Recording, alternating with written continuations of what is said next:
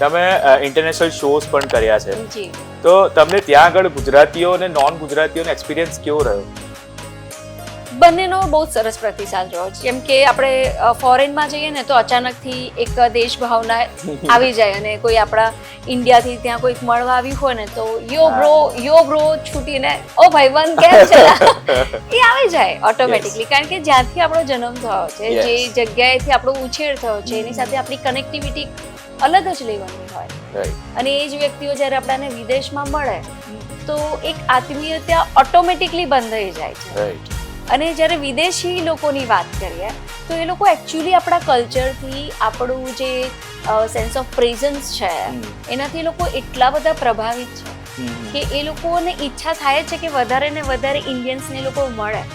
કારણ કે આપણે બહુ મિત્રતા જલ્દી કરી લઈએ છીએ કોઈની સાથે. આપણે કોઈક ચેક નથી કરતા, ચેક પોઈન્ટ્સ નથી હોતા આપણાને કે ભાઈ આ મારો ભાઈબંધ છે એટલે કાલથી એ પણ આપણો બી ભાઈબંધ થઈ જાય. એમાં કોઈક એવું ફિક્સ નથી હોતું. એ આપણા મળતાવડા સ્વભાવના લીધે જ વિદેશીઓ પણ આપણાથી એટલા જ આકર્ષિત છે.